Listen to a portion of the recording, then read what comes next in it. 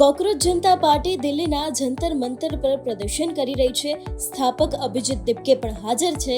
હજારો પ્રદર્શનકારીઓ ભેગા થયા છે અને શિક્ષણ મંત્રી વિરુદ્ધ સૂત્રોચ્ચાર કરવામાં આવી રહ્યા છે.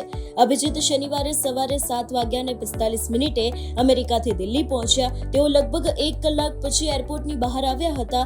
બહાર આવવામાં મોડું કેમ થયું તેનું કારણ હજી સુધી સામે આવ્યું નથી. અભિજીતે બહાર આવતાની સાથે જ આંબેડકરનું પુસ્તક હાથમાં લીધું હતું અને અત્યારે હાલ જંતર મંતર પર કોકરોચ જનતા પાર્ટીનું પહેલું પ્રદર્શન છે. આ પ્રદર્શન નીટ, યુજી પેપર લીક અને બીજી જે પરીક્ષાઓ છે એમાં ગેરરીતિઓ વિરુદ્ધ થઈ રહ્યું છે. પાર્ટી કેન્દ્રીય શિક્ષણ મંત્રી ધર્મેન્દ્ર પ્રધાનના રાજીનામાની માંગ કરી રહી છે. એટલું જ નહીં, કોકરોચ જનતા પાર્ટીએ પ્રદર્શનમાં સામેલ થનારા સમર્થકો માટે એક ગાઈડલાઈન પણ જાહેર કરી છે, જેમાં સમર્થકોને સનસ્ક્રીન લગાવીને નાસ્તો કરીને આવવાનું, હાથમાં તિરંગો, ફૂલ અને પુસ્તક લાવવા જેવી 8 અપીલ કરવામાં આવી છે.